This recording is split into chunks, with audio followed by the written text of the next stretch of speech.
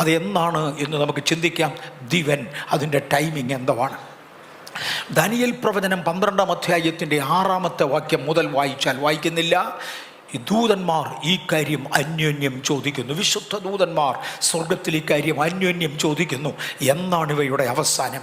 മത്തായിയുടെ സുവിശേഷം 24-ാം അധ്യായത്തിലേക്ക് വരുമ്പോൾ അപ്പോസ്തലന്മാർ യേശുവിനോട് ഇതേ കാര്യം ചോദിക്കുന്നു.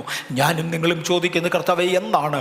യേശുവിൻ്റെ മറുപടി, പിതാവല്ലാതെ പുത്രൻ പോലും അറിയുന്നില്ല. എന്നാൽ കാലങ്ങളെയും സമയങ്ങളെയും കുറിച്ച് നിങ്ങൾ അറിയേണ്ടത് ആവശ്യമാകയാൽ അത്യാവശ്യമുള്ള ചില വിവരങ്ങൾ മാത്രം പ്രവചന പദങ്ങളിൽ തന്നിട്ടുണ്ട്.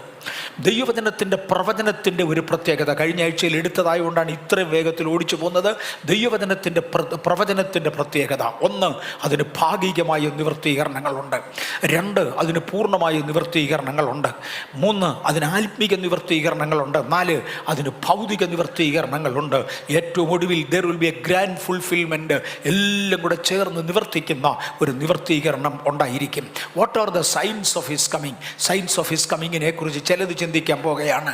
സയൻസ് ഓഫ് ഹിസ് കമ്മിങ് ഞാൻ കഴിഞ്ഞ ആഴ്ചയിലും എടുത്തു പറഞ്ഞു. പാസ്റ്റർ കെ.വൈ. ഗീവർഗീസ് കഴിഞ്ഞ തലമുറയിൽ ജീവിച്ചിരുന്നല്ല, എൻ്റെ തലമുറയിൽ ജീവിച്ചിരുന്ന് നിത്യതയിലേക്ക് പ്രവേശിച്ച ആളാണ്. തൻ്റെ ഒരുപാട് പഠനത്തിന് ശേഷം അദ്ദേഹവും തന്നെപ്പോലെ തിരുവചനം പഠിച്ചുകൊണ്ടിരിക്കുന്ന അനേകരും പറയാറുള്ള ഒന്ന്, യേശുക്രിസ്തുവിൻ്റെ രഹസ്യവരവിൻ്റെ ലക്ഷണങ്ങൾ അധികം ബൈബിളിലില്ല. അതുപോലെ പ്രതീക്ഷിച്ചിരിക്കുന്നവർ മാത്രം മനസ്സിലാകും രഹസ്യവരവിനെ. തൻ്റെ പരസ്യവരവിൻ്റെ ലക്ഷണങ്ങളാണ് ബൈബിളിലുള്ളത്. പക്ഷെ തൻ്റെ പരസ്യവരവിന് 7 വർഷങ്ങൾക്ക് മുന്നമേ രഹസ്യവരവ് നടക്കേണ്ടതാണ്. ആകയാൽ നാം ഏറ്റവും ജാഗ്രതയോടെ കരുതിയിരിക്കേണ്ടവരാണ്. 1, വിശ്വാസത്തിൽ നിന്ന് പിന്തിരിഞ്ഞു പോകുക. വിശ്വാസത്യാഗം പ്രധാന ലക്ഷണങ്ങളിൽ ഒന്നാണ്. മത്തായിയുടെ സുവിശേഷം 24:6, ലൂക്കോസിൻ്റെ സുവിശേഷം 21, വെളിപ്പാട് പുസ്തകം 9, സക്കറിയ പ്രവചനം 8, റോമാലേഖനം 1-ാം അധ്യായം, 2 തീമോഥെയോസ് 3-ാം അധ്യായം, തെസ്സലോനിക്കരുടെ 2-ാം ലേഖനം, ഇവയൊക്കെയും ഈ ലക്ഷണങ്ങളെ ഒരുപാട് വിശദീകരിക്കുന്നതാണ്. ഇവയുടെ ആകത്തുക ആത്മീക ലക്ഷണങ്ങൾ വിശ്വാസത്തിൻ്റെ തീഷ്ണതയിൽ നിന്ന് വീണുപോകുക, കള്ളക്രിസ്തുക്കൾ എഴുന്നേൽക്കുക, കള്ളപ്രവാചകന്മാർ എഴുന്നേൽക്കുക, ദൈവജനത്തിൻ്റെ ഇടയിൽ ഒരു റിബലിയസ് സ്പിരിറ്റ്, ഒരു എതിർക്കുന്ന മനോഭാവം ഉണ്ടാകുക. Then worldliness and love of the world, ലോകസ്നേഹവും ജഡത്തിൻ്റെ പ്രീതിയും ജനത്തിൻ്റെ ഇടയിൽ വളരുക. ദൈവത്തെയുള്ള ഭയം മാറി മനുഷ്യനെയുള്ള ഭയം, മനുഷ്യനെ ഭരിക്കുക. സൈറ്റനിസം അല്ലെങ്കിൽ സാത്താനെ ആരാധിക്കുന്നവർ പെരുകി വരിക. മെറ്റീരിയലിസം ലോകത്തിലേക്ക് കൂടുതലായി വരിക. ആത്മീയത്തെക്കാൾ കൂടുതൽ ഭൗതികത്തിന് വില കൊടുക്കുക. Sexual immorality, worship of the strange gods, diluted gospel. സുവിശേഷത്തിനാകപ്പാടെ യേശു നിങ്ങളെ സ്നേഹിക്കുന്നുവെന്ന് അറിഞ്ഞാൽ മതിയടാ എന്ന് പറഞ്ഞ് സുവിശേഷത്തിൻ്റെ ഗൗരവം കുറച്ച് കളയുന്ന ഒരുപാട് കാര്യങ്ങൾ. മോക്കേഴ്സ്, പരിഹസിക്കുന്ന പരിഹാസികളുടെ കൂട്ട എഴുന്നേൽപ്പ് ഈ കാലങ്ങളിൽ നടന്നുകൊണ്ടിരിക്കുന്ന കാര്യങ്ങളാണിത്. അതേസമയത്ത് ഗ്ലോബൽ ഇവാഞ്ചലിസം, ലോകവ്യാപകമായി സുവിശേഷം പ്രസംഗിക്കപ്പെടുക. ലേറ്റർ റെയിൻ, അതായത് പിന്മഴയുടെ കാലം, ഒരു ഉണർവ് മടങ്ങി വരിക. പവർ മിനിസ്ട്രികൾ നടന്നുകൊണ്ടിരിക്കുക. ക്രിസ്ത്യാനിറ്റിയിൽ മാർട്ടിടമുണ്ടാകുക, അല്ലെങ്കിൽ രക്തസാക്ഷികളായി അനേകർ എഴുന്നേൽക്കുക. ഇവയൊക്കെയും അന്ത്യകാലത്തിൻ്റെ പ്രധാന ലക്ഷണങ്ങളാണ്. ഇതിനകത്ത് മത്തായിയുടെ സുവിശേഷം 24:3, ലൂക്കോസിൻ്റെ സുവിശേഷം 21:36 ഈ ഭാഗങ്ങൾ ഇങ്ങോട്ട് എടുത്താൽ ഞാൻ ആ ഭാഗം വിശദീകരിക്കും. ഇതിനെ പ്രവചനത്തിൻ്റെ സ്പൈൻ എന്നതിനെ വിളിക്കും. പ്രവചന ഭാഗങ്ങളുടെ നട്ടെല്ലുകൾ. പൊതുവേ വേദപുസ്തകത്തിൽ നിന്ന് ദാനിയേലിൻ്റെ പ്രവചനവും, ദാനിയേൽ പ്രവചനത്തിന് എന്തൊക്കെയോ ചില പ്രത്യേകതകളുണ്ട്. ദാനിയേലിൻ്റെ പ്രവചനത്തിനും വെളിപ്പാട് പുസ്തകത്തിനും ഒക്കെ കൊടുക്കുന്ന പേരാണ് the spines of the prophecies, പ്രവചനങ്ങളുടെ നട്ടെല്ല്. എന്നാൽ അന്ത്യകാല സംഭവങ്ങളുടെ പ്രവചനങ്ങളുടെ നട്ടെല്ല് യേശുവിൻ്റെ തിരുവായി കൊണ്ട് യേശു പറഞ്ഞതാണ്. മത്തായി 24, ലൂക്കോസ് 21 അധ്യായങ്ങൾ. ഇതിനകത്ത് മഹാവിപത്തുകളോടെ 21 മഹാവിപത്തുകൾ, ട്രാജഡികൾ 21 യേശു ഇങ്ങോട്ട് എടുത്തു പറഞ്ഞു. പറഞ്ഞു ലോകമുണ്ടായതു മുതൽ ഇതുവരെയും സംഭവിക്കാത്ത ഈ വലിയ അനർത്ഥങ്ങൾ അന്ന് സംഭവിക്കും. അതിൻ്റെ അപ്പുറത്ത് യേശുവിൻ്റെ മടങ്ങി വരവുണ്ടായിരിക്കും. 2 പത്രോസ് 3-ാം അധ്യായത്തിൻ്റെ 3-4 വാക്യങ്ങളിൽ യേശുക്രിസ്തുവിൻ്റെ മടങ്ങി വരവ് ഇല്ല എന്ന് പറയുന്ന അന്ത്യകാലത്തെ പരിഹാസികൾ എഴുന്നേറ്റ് വരും. വിശ്വാസത്യാഗം മുതൽ വരവിനായി കാത്തിരിക്കുന്നവരെ വരെ അനേക ലക്ഷണങ്ങളിലൂടെ വെളിപ്പെടുത്തുന്നുണ്ട്. ഇതിൽ 2 പത്രോസ് 3:4 വിശ്വാസത്യാഗത്തിൻ്റെ ഭാഗമാണ് ഭാഗമായി അവൻ്റെ പ്രത്യക്ഷതയുടെ വാഗ്ദത്തം എവിടെ?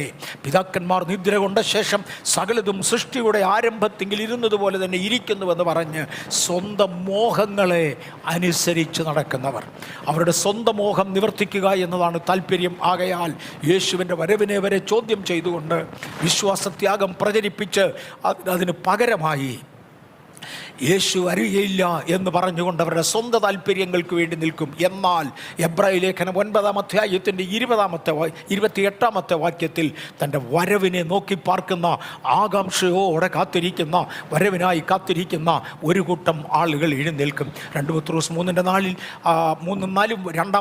2 പത്രോസ് 3-ാം അധ്യായം 3-4 വാക്യങ്ങളിൽ അവൻ്റെ പ്രത്യക്ഷതയുടെ വാഗ്ദത്തം എവിടെ? പിതാക്കന്മാർ നിദ്ര കൊണ്ട ശേഷം സകലതും സൃഷ്ടിയുടെ ആരംഭത്തിൽ ഇടുന്നത് പോലെ തന്നെ ഇരിക്കുന്നുവെന്ന് പറഞ്ഞ് സ്വന്തം മോഹങ്ങളെ അനുസരിച്ച് നടക്കുന്ന പരിഹാസികൾ പരിഹാസത്തോടെ അന്ത്യകാലത്ത് എഴുന്നേറ്റ് വരുമെന്ന് വിശേഷാൽ അറിഞ്ഞുകൊള്ളുവിൻ. മറുവശം കാത്തു നിൽക്കുന്നവരുടെ രക്ഷയ്ക്കായി യേശു മടങ്ങി വരും. ആ കാത്തു നിൽക്കുന്നവർ എന്ന പദത്തിലേക്ക് കഴിഞ്ഞ ആഴ്ചകളിൽ പോയതല്ല, ഇന്ന് ഒന്ന് ഗൗരവമായി പോകുവാൻ ഒരളവിൽ ഞാൻ താല്പര്യപ്പെടുന്നു. എബ്രായ ലേഖനം 9-ാം അധ്യായം 27-28 വാക്യങ്ങളിൽ ഒരിക്കൽ മരിക്കുകയും പിന്നെ ന്യായവിധിയും മനുഷ്യർക്ക് നിയമിച്ചിരിക്കയാൽ ക്രിസ്തുവും അങ്ങനെ തന്നെ അനേകരുടെ പാപങ്ങളെ ചുമപ്പാൻ ഒരിക്കൽ അർപ്പിക്കപ്പെട്ടു. അടുത്ത പദം തനിക്കായി കാത്തു നിൽക്കുന്നവരുടെ രക്ഷയ്ക്കായി രണ്ടാമത് വീണ്ടും പ്രത്യക്ഷനാകും. തനിക്കായി കാത്തു നിൽക്കുന്നവർ എന്ന പദത്തിന് ഇംഗ്ലീഷ് കിങ് ജെയിംസ് വെർഷനിൽ കൊടുത്തിരിക്കുന്ന ഒറിജിനൽ തർജ്ജിമയിൽ who eagerly wait for him, തൻ്റെ വരവിന് വേണ്ടി ആകാംക്ഷയോടെ കാത്തു നിൽക്കുക എന്ന പദത്തിന് ഈഗർലി വെയിറ്റിംഗ് എന്ന പദമാണ് കൊടുത്തത്. പൊതുവെ മലയാളത്തിലൊരു പഴഞ്ചൊല്ലുണ്ട്, ഒരുത്തന് വേണ്ടി കാത്തിരുന്നാൽ, ഒരുത്തനായി കാത്തിരുന്നാൽ വരുന്നതെല്ലാം അവനെന്ന് തോന്നും. ഞങ്ങൾക്ക് ചിലപ്പോൾ ഞാൻ അങ്ങോട്ട് വരുന്നു എന്നും പറഞ്ഞ ഒരാൾ പറഞ്ഞു, ഞങ്ങളുടെ കൊച്ചുമക്കളായിരിക്കാം, തേണ്ട അപ്പച്ച അങ്ങോട്ട് വരികയാണെന്ന് പറഞ്ഞ് വിളിച്ചു പറഞ്ഞാൽ അടുത്ത് മുറ്റത്തൊരനക്കം കെട്ടത്തൊന്നും കുഞ്ഞു വന്നതാണ്.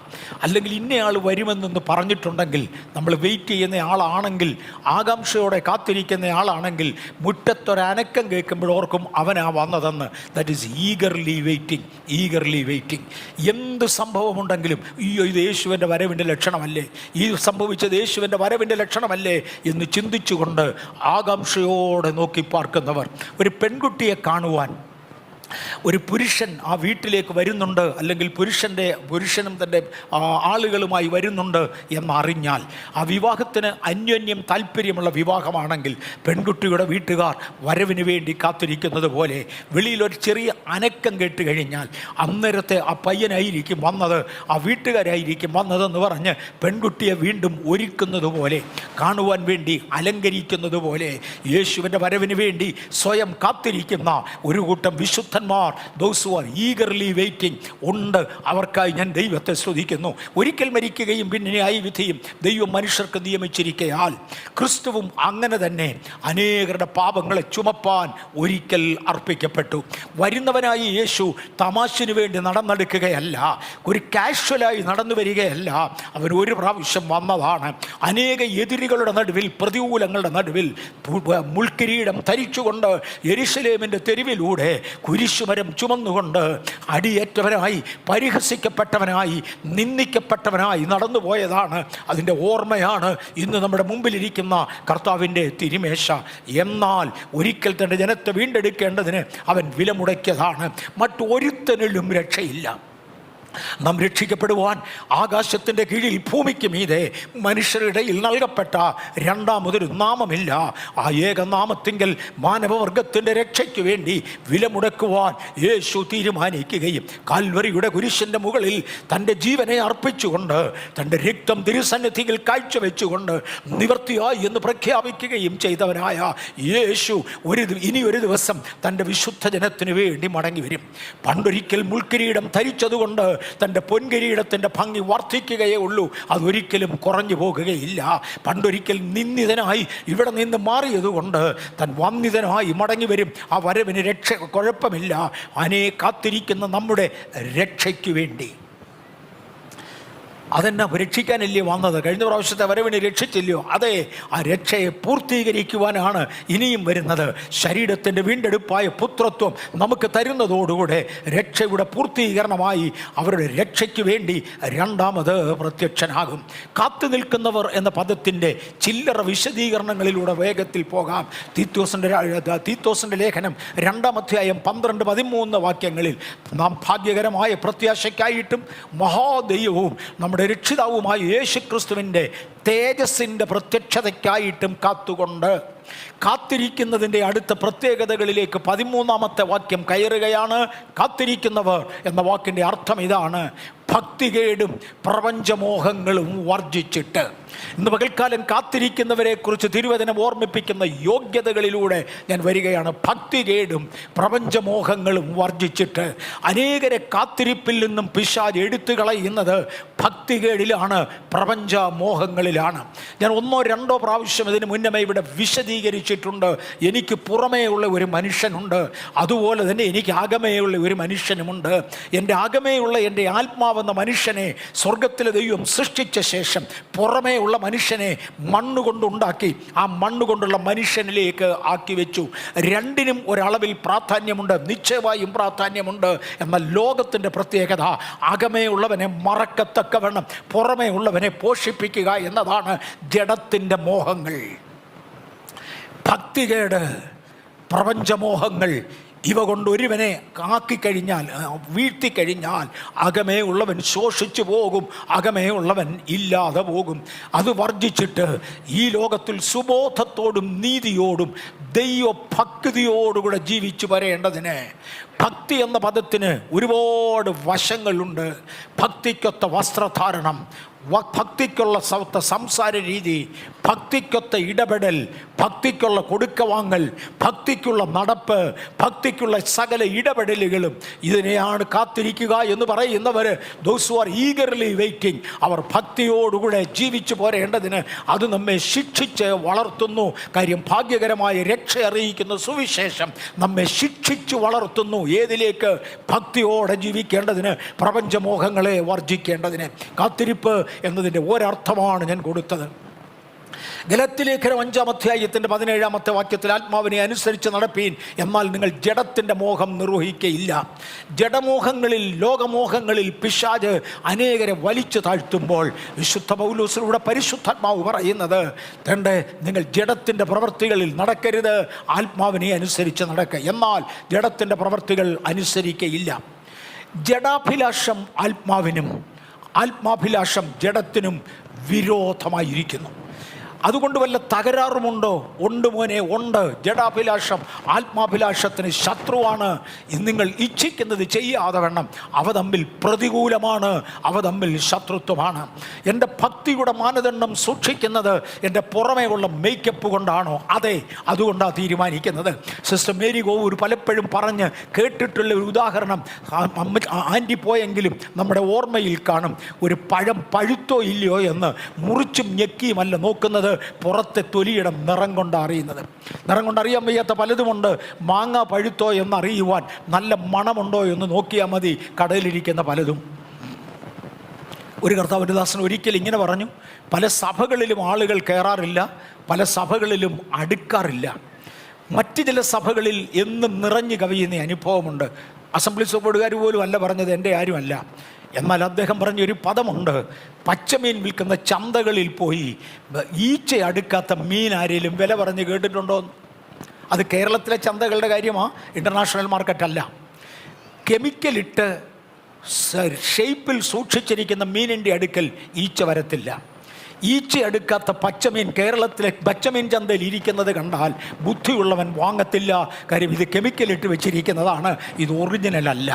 ഒറിജിനലായ ദൈവത്തിൻ്റെ സഭയിൽ ജനത്തെ കർത്താവ് കൊണ്ടുവരും. പക്ഷെ അവരുടെ പ്രധാന മാർഗങ്ങളിലൊന്ന് തൻ്റെ നിങ്ങൾ ഇച്ഛിക്കുന്നത് ചെയ്യാതെ വണ്ണം പരസ്പരം എതിർക്കുന്ന ശക്തികളിൽ പുറമേയുള്ള ജഡിക വിചാരങ്ങളെ ഇല്ലാതാക്കിക്കൊണ്ട് അകമേയുള്ളവൻ ജീവിക്കുവാൻ അനുവദിക്കുക എന്നതാണ്. കാത്തിരിപ്പിൻ്റെ അടുത്ത ലക്ഷണത്തിലേക്ക് മാത്രം മാറുകയാണ് റോമാലേഖനം 8-ാം അധ്യായം 18-19. നമ്മൾ എവിടുന്നാണ് വരുന്നത്? Eagerly waiting for the second coming. യേശുവിൻ്റെ രണ്ടാം വരവിന് വേണ്ടി കാത്തിരിക്കുന്നവർക്ക് വേണ്ടിയാണ് വരുന്നത്.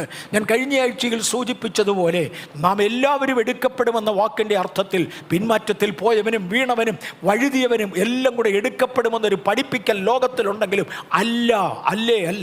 Those who are eagerly waiting, അവർക്ക് വേണ്ടിയാണ് യേശു ഈ ഒന്നാമത്തെ വരവിൽ വരുന്നത്. നമ്മിൽ വെളിപ്പെടുവാനുള്ള തേജസ് വിചാരിച്ചാൽ ഈ കാലങ്ങളിലെ കഷ്ടങ്ങൾ സൃഷ്ടി ദൈവപുത്രന്മാരുടെ വെളിപ്പാടിനെ ആകാംക്ഷയോടെ കാത്തിരിക്കുന്നു. മുഴുവൻ സൃഷ്ടിയും, ഈ പ്രപഞ്ച സൃഷ്ടികൾ മുഴുവനും ദൈവപുത്രന്മാരുടെ വെളിപ്പാടിനെ ആകാംക്ഷയോടെ കാത്തിരിക്കുക. കാരണം അറിയാമോ, ഇതിനെ ദ്രവത്വത്തിന് അടിമയാക്കിയിരിക്കുക. ഞാൻ ഇന്നിട്ട ഷർട്ട് കീറിപ്പോകും, ഞാൻ ഇന്ന് ഉപയോഗിക്കുന്ന സകല വസ്തുക്കളും നശിച്ചു പോകും. കാര്യം, നശിക്കുന്ന ലോകത്തിൻ്റെ ഭാഗമാണത്. എന്നാൽ ദൈവത്തിൻ്റെ സൃഷ്ടി ഈ മായയ്ക്ക് അടിമപ്പെട്ടിരിക്കുമ്പോൾ അവർക്കറിയാം, ഒരു ദിവസം ദൈവപുത്രന്മാർ വെളിപ്പെടും, പുത്രത്വത്തിൻ്റെ വീണ്ടെടുപ്പ് നടക്കും. അത് നടന്നു കഴിഞ്ഞാൽ ക്ഷയം ഞങ്ങളുടെ ഇടയിൽ നിന്ന് മാറിപ്പോകും. ആകയാൽ സകല സൃഷ്ടിയും ദൈവപുത്രന്മാരുടെ വെളിപ്പാടിനെ ആകാംക്ഷയോടെ കാത്തിരിക്കുകയാണ്. ഇങ്ങനെ നിങ്ങൾ 1 കൊരിന്ത്യർ 1-ാം അധ്യായത്തിൻ്റെ 7-ാമത്തെ വാക്യത്തിൽ ഇങ്ങനെ നിങ്ങൾ ഒരു കൃപാവരത്തിലും കുറവില്ലാത്തവരായി നമ്മുടെ കർത്താവായ യേശുക്രിസ്തുവിൻ്റെ പ്രത്യക്ഷത കാത്തിരിക്കുന്നു. കൃപാവരങ്ങൾക്ക് പ്രാധാന്യം കൊടുക്കാത്തൊരു കാലഘട്ടത്തിൽ അവർ കർത്താവിന് വേണ്ടി കാത്തിരിക്കുന്നുവെന്ന് പറഞ്ഞാൽ വേദപുസ്തകം തിരിച്ചോർമ്മിപ്പിക്കുന്നു, അങ്ങനെയല്ല. ഒരു കൃപാവരത്തിലും കുറവില്ലാത്തവരായി കർത്താവിന് വേണ്ടി കാത്തിരിക്കണം. ഇന്ന് വരെ അറിയപ്പെട്ട ഏത് കൃപാവരമെങ്കിലും ഉണ്ടെങ്കിൽ അത് പ്രാക്ടീസ് ചെയ്യുവാൻ കൃപ തരണം കർത്താവേ. ഇനിയും കൃപാവരങ്ങൾ സഭയിലേക്ക് പകരുന്നുവെങ്കിൽ അടിയങ്ങളെ അതിനകത്ത് പരിഗണിക്കണമേ എന്ന് നാം ദൈവത്തോട് പ്രാർത്ഥിക്കുന്നു. കൃപാവരങ്ങൾക്കായി സ്തോത്രം. കഴിവുണ്ടവർ എന്ന് നമ്മൾ കരുതിയിരുന്ന പലരും, അതെ, വാക്ചാതുര്യം വളരെ ഉള്ള പലരും ഈ ദിവസങ്ങളിൽ പറഞ്ഞ് ഞാൻ കേട്ടിട്ടുണ്ട്. യേശു ക്രിസ്തു ദൈവപുത്രനായിരുന്നതിനാൽ തൻ്റെ ശുശ്രൂഷയിൽ കൃപാവരങ്ങളും പ്രത്യേകിച്ച് രോഗശാന്തിയും ഉണ്ടായിരുന്നു. അപ്പോസ്തലന്മാർ ദൈവത്തിങ്കിൽ നിന്നും പ്രത്യേക കൃപകൾ പ്രാപിച്ചതാകയാൽ അവരുടെ ശുശ്രൂഷയിലും കൃപാവരങ്ങളും രോഗശാന്തികളും ഉണ്ടായിരുന്നു. എന്നാൽ അതിനുശേഷം വന്നവരൊക്കെ മരുന്നുകുപ്പിയുമായാണ് ഇറങ്ങിയത്. സോമർവേലും ഒക്കെ അതിന് ഉദാഹരണങ്ങളാണ്. അല്ല സഹോദര, അല്ല. യേശുവിൻ്റെ വരവിന് വേണ്ടി കാത്തിരിക്കുന്നവർ ഒരു കൃപാവരത്തിലും കുറവില്ലാത്തവരായി കർത്താവിന് വേണ്ടി ഇന്നും കാത്തിരിക്കുകയാണ്. കുറവില്ലാത്തവരായി കാത്തിരിപ്പാൻ കർത്താവ് ബേഥേലിനത് കൃപ തരട്ടെ. എനിക്കും നിങ്ങൾക്കും കർത്താവ് കൃപ തരട്ടെ. കാത്തിരിക്കുന്നവർ, ഫിലിപ്പി ലേഖനം 3-ാം അധ്യായം 20-21, ആകാംക്ഷയോടെ കാത്തിരിക്കുന്നവർ ആർക്കു വേണ്ടിയാണ്? യേശുവിൻ്റെ ഇനിയുള്ള വരവ്, രണ്ടാം വരവിൻ്റെ 1-ാം ഭാഗം കാത്തിരിക്കുന്ന വിശുദ്ധന്മാർക്ക് വേണ്ടിയാണ്. അവരുടെ കാത്തിരിപ്പ് നമ്മുടെ പൗരത്വമോ സ്വർഗത്തിലാകുന്നു. അവിടെ നിന്ന് കർത്താവായി യേശു ക്രിസ്തു രക്ഷിതാവായി വരുമെന്ന് നാം കാത്തിരിക്കുന്നു. അവൻ സകലവും തനിക്ക് കീഴ്പ്പെടുത്തുവാൻ കഴിയുന്ന തൻ്റെ വ്യാപാര ശക്തിയുണ്ട്. നമ്മുടെ താഴ്ചയുള്ള ശരീരത്തെ തൻ്റെ മഹത്വമുള്ള ശരീരത്തോട് അനുരൂപമായി രൂപാന്തരപ്പെടുത്തും. അതാണ് പുത്രത്വത്തിൻ്റെ വീണ്ടെടുപ്പ്. നമ്മുടെ ശരീരത്തിൻ്റെ വീണ്ടെടുപ്പായ പുത്രത്വം തൻ്റെ മഹിമയുള്ള ശരീരത്തോട് ഞാനും നിങ്ങളും അനുരൂപരായി മാറുവാൻ ഒരു വലിയ അളവിൽ നാം ഇന്ന് വേദന അനുഭവിക്കുന്നുണ്ട്. നാം ഇന്ന് ത്യാഗം അനുഭവിക്കുന്നുണ്ട്, കഷ്ടം അനുഭവിക്കുന്നുണ്ട്. റുമേനിയയുടെ ജയിലിൽ നിന്ന് 18 വയസ്സ് പ്രായമുണ്ടായിരുന്ന ഒരു കൊച്ചൻ വേദപുസ്തകം വായിച്ചു എന്ന കുറ്റത്തിനായി മരണശിക്ഷയ്ക്ക് വേണ്ടി വിധിക്കപ്പെട്ടവൻ ഗാലോസിലേക്ക്, കുലമരത്തിലേക്ക് മാറ്റപ്പെടുന്നതിൻ്റെ തലേ രാത്രിയിൽ തൻ്റെ മാതാപിതാക്കൾക്കൊരു കത്തെഴുതുവാൻ ലഭിച്ച അനുമതിയിൽ ആ കൊച്ചൻ എഴുതിയ ഒരു എഴുത്തിൻ്റെ കോപ്പി ടോർച്ചർ ഫോർ ക്രൈസ്റ്റ് എന്ന മാസികയിൽ വർഷങ്ങൾക്ക് മുൻപേ വായിപ്പാൻ കർത്താവ് കൃപ തന്നത് എൻ്റെ ഓർമ്മയിലുണ്ട്. ഏതാണ്ട് 1970-കളുടെ ആരംഭത്തിങ്കൽ ടോർച്ചർ ഫോർ ക്രൈസ്റ്റ് എന്ന മാസികയിൽ ഞാൻ വായിച്ച ഒന്നാണ്. ആ മാസിക എഴുതിയവനൊന്നും ഭൂമിയിലില്ല. പിശാച് തുടച്ചു മാറ്റി. ബ്രദർ പി ജോബ്, അദ്ദേഹത്തിൻ്റെ സന്തതികൾ ഇന്നില്ല, തുടച്ചു മാറ്റി. പിശാചേ, നീ ഇതെല്ലാം ചെയ്തെങ്കിലും അനേകരുടെ ഹൃദയങ്ങളിൽ ഇന്നും ഓർമ്മയുണ്ട്. അതിനകത്ത് എഴുതിയിരിക്കുന്നത് ഇങ്ങനെയാണ്: പ്രിയ പിതാവേ, മാതാവേ, നാളെ ഈ കത്ത് പോസ്റ്റ് ചെയ്യുവാൻ വേണ്ടി, നിങ്ങളുടെ കയ്യിൽ എത്തിക്കുവാൻ വേണ്ടി ഞാൻ ഈ കത്ത് ജയിലധികൃതരെ ഏൽപ്പിക്കും. നിങ്ങൾക്കൊരു എഴുത്തെഴുതിക്കൊള്ളുവാൻ എനിക്ക് അനുവാദം ലഭിച്ചതിനാൽ ഞാൻ ഇത് എഴുതുകയാണ്. ഞാനിത് നിങ്ങളുടെ കയ്യിൽ ഈ കത്തുകൾ എത്തുന്ന സമയത്ത് എൻ്റെ ശവശരീരം ഗാലോസിൽ തൂങ്ങിയാടുകയായിരിക്കാം, ഇല്ലെങ്കിൽ അതിനു മുന്നമേ കുഴിച്ചിടപ്പെട്ട് കണ്ടേക്കാം. 18 വയസ്സ് മാത്രമായ എനിക്ക് മരണത്തെക്കുറിച്ച് വലിയ ഭീതിയും ഭയവും ഉണ്ടായിരുന്നുവെങ്കിലും കഴിഞ്ഞ രാത്രിയിൽ ഒരു ദൈവദൂതൻ എൻ്റെ മുമ്പിൽ വന്നു നിന്നു. എൻ്റെ ജയിലറയ്ക്കുള്ളിൽ ഇറങ്ങി വന്ന ദൂതൻ്റെ പ്രത്യേകത അദ്ദേഹം എഴുതിയിരിക്കുന്നത് ഇങ്ങനെയാണ്: ഒരു മനുഷ്യരൂപം തനിക്ക് കാണാം, എങ്കിലും താൻ ട്രാൻസ്പെരൻ്റ് ആണ്. തൻ്റെ പിൻപിലുള്ളത് തൻ്റെ ശരീരത്തിൻ്റെ അകത്തൂടെ കാണാൻ കഴിയും. അതാണ് ആ ദൈവദൂതൻ. അദ്ദേഹം വന്ന് എന്നെ ഒന്ന് സംസാരിച്ച് ബലപ്പെടുത്തുകയും തൻ്റെ വാക്കുകൾ എന്നെ ശക്തീകരിക്കുകയും ചെയ്തു. എനിക്കിപ്പോൾ ശരീരത്തിൽ വേദനയില്ല, ഹൃദയത്തിൽ വേദനയില്ല, മനോഭാരമില്ല. നാളെ ഈ കത്ത് നിങ്ങൾ വായിക്കുന്നതിന് മുന്നമേ വായിക്കുമ്പോൾ അറിഞ്ഞുകൊള്ളുക, ഞാൻ വേദനയില്ലാത്തവനായിട്ടാണ് മരിക്കുന്നത്. ശരീരം വേദനപ്പെടത്തില്ല എന്ന് ഞാൻ പറഞ്ഞില്ല, എന്നാൽ സഹിക്കുവാനുള്ള കൃപ അതോടുകൂടെ കർത്താവ് നിങ്ങൾക്ക് തരികയാണ്. അവൻ സകലതും തനിക്ക് കീഴ്പ്പെടുത്തുവാൻ കഴിയുന്നതിൻ്റെ വ്യാപാര ശക്തി കൊണ്ട് നമ്മുടെ താഴ്ചയുള്ള ശരീരങ്ങളെ തൻ്റെ മഹത്വമുള്ള ശരീരത്തോട് ഏകീഭവിക്കുമാറാക്കും. പലപ്പോഴും പീഡകളുടെ മുമ്പിൽ പിടിച്ചു നിൽക്കുവാൻ കഴിയുമോ എന്ന് സ്വയം ഭയക്കുമ്പോൾ എന്നെ ധൈര്യപ്പെടുത്തുന്ന ചില വാക്യങ്ങളാണിത്. അതെ, സഹിപ്പാനുള്ള കൃപ കർത്താവ് തരുന്നതിനാൽ അന്ന് കർത്താവ് കൃപ തന്നിരിക്കും. ഞങ്ങൾ സഹിക്കും. കർത്താവിന് നന്ദിയോടെ സ്തോത്രം. കഴിഞ്ഞ ആഴ്ചയിൽ നമ്മൾ ചിന്തിച്ചതിനെ തുടർന്ന് ചുരുക്കം ചില അപ്ഡേറ്റുകൾ പറയുവാനുണ്ട്. അതൊന്ന് പറയുവാനായിട്ട് ഞാൻ ആ ഭാഗത്തേക്ക് പോകുകയാണ്. Last week the science of Israel നമ്മൾ ചിന്തിച്ച കൂട്ടത്തിൽ ഇസ്രയേലിനകത്ത് നടക്കുന്ന പല കാര്യങ്ങളും തൊട്ടു. അനേക ഉപമാനങ്ങളാൽ ദൈവസഭയെ കർത്താവ് എടുത്തു പറഞ്ഞു. തളിർക്കുന്ന അസ്ഥി ഇന്ന് തൊടുമെങ്കിലും വിശദീകരിക്കത്തില്ല, ഉണങ്ങിയ അസ്ഥി ഇന്ന് തൊടുമെങ്കിലും വിശദീകരിക്കത്തില്ല. ഇതൊക്കെയും യഹൂദൻ്റെ അനുഭവങ്ങളായി എടുത്തു പറഞ്ഞതാണ്. എന്നാൽ തെറിച്ച് നശിച്ച ശേഷം തിരികെ ചേർക്കപ്പെടുന്ന രാഷ്ട്രീയാഴ്ചയിൽ ചിന്തിച്ചുകൊണ്ട് ഇരിക്കുകയുമായിരുന്നു. അരിപ്പ കൊണ്ട് അരിക്കുന്നത് പോലെ ഞാൻ ഇസ്രായേൽ ഗൃഹത്തെ സകല ജാതികളുടെ ഇടയിൽ നിന്നും അരിപ്പാൻ കൽപ്പിക്കും, ഒരു മണി പോലും നിലത്ത് വീഴുകയില്ല. കഴിഞ്ഞ ആഴ്ച എനിക്കതിൻ്റെ റെഫറൻസ് ഓർമ്മയില്ലായിരുന്നു. ഇതിനകത്തിരിക്കുന്ന പലരും ലോകത്തിൻ്റെ വിവിധ രാജ്യങ്ങളിൽ നിന്നും അതിൻ്റെ റെഫറൻസ് എനിക്ക് തോന്നുന്നത് മൊബൈൽ ഓൺ ചെയ്തപ്പോഴത്തേക്ക് പലയിടത്തു നിന്നും അതിനകത്തെ റെഫറൻസസ് ഇട്ടിരുന്നു. ആമോസ് 9:9. അരിപ്പ കൊണ്ടരിക്കുന്നത് പോലെ എൻ്റെ ജനത്തെ അരിച്ചെടുക്കുവാൻ ഞാൻ ആവശ്യപ്പെടും. ഒരു മണി പോലും നഷ്ടപ്പെടാതെ വണ്ണം അരിച്ചെടുക്കുന്ന ദൈവകൃപ. ഇസ്രയേലിൻ്റെ മടങ്ങിവരവ് കേവലം ഒരു ദിവസം കൊണ്ട് തീർന്നില്ല, അത് പിന്നെയും അരിച്ചെടുക്കുക. അതുകൊണ്ട് അതിനോട് വളരെ ബന്ധപ്പെട്ട അടുത്ത ഒരു വാക്യം ഒരു കർത്താവിൻ്റെ ദാസൻ ഈ ചർച്ചിനകത്തുള്ളയാൾ എഴുതിയതും ഞാൻ എടുത്തോർമ്മിപ്പിക്കട്ടെ. യെരമ്യാവിൻ്റെ പുസ്തകം 6:9. ഈ വാക്യം ഓർത്തുകൊണ്ടല്ല കഴിഞ്ഞ ആഴ്ചയിൽ ഞാൻ അരിപ്പ കൊണ്ട് അരിക്കുന്ന കാര്യം പറഞ്ഞത്. ഇത് മുന്തിരിപ്പഴം പറിക്കുന്നവൻ അരിച്ചു പറിക്കുന്നത് പോലെ ഇസ്രയേലിനെ അരിച്ചു പറിച്ചെടുക്കുവാൻ എന്ന് പറഞ്ഞാൽ 1 നീട്ടി 2 നീട്ടി 3 നീട്ടി വീണ്ടും കൈ നീട്ടി പിന്നെ കാണുന്നതിനെ പറിച്ചെടുക്കുന്ന അനുഭവങ്ങളെ കുറിച്ചാണ് പറഞ്ഞത്. സൈന്യങ്ങളുടെ യഹോവ ഇപ്രകാരം അരുളി ചെയ്യുന്നു: ഇസ്രയേലിൻ്റെ ശേഷിപ്പിനെ മുന്തിരിപ്പഴം പോലെ അരിച്ചു പറിക്കും. മുന്തിരിപ്പഴം പറിക്കുന്നവനെ പോലെ നിന്റെ കൈ വീണ്ടും വള്ളികളിലേക്ക് നീട്ടുക. അവിടെയും ഇവിടെയും ഒക്കെ ഉണ്ട്. ഇന്നലെ ഒരാൾ എന്നോട് പറഞ്ഞു, 1000ഓളം വർഷങ്ങൾക്ക് പുറകിൽ ഇന്ത്യയിൽ വന്നു ചേർന്നതായി യഹൂദൻ്റെ വർഗം ഇന്ത്യയുടെ അനേക സ്ഥലങ്ങളിലുണ്ട്.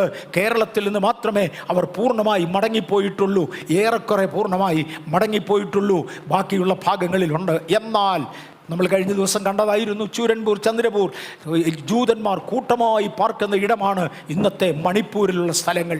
നമ്മൾ കഴിഞ്ഞ ദിവസം ചിന്തിച്ചതാണ്, അരിച്ചു പെറുക്കി തിരിച്ചെടുക്കും. 2020 5000ഓളം പേർ ഭാരതത്തിൽ നിന്നും ഇസ്രയേൽ മക്കൾ മടങ്ങിപ്പോയിരുന്നു.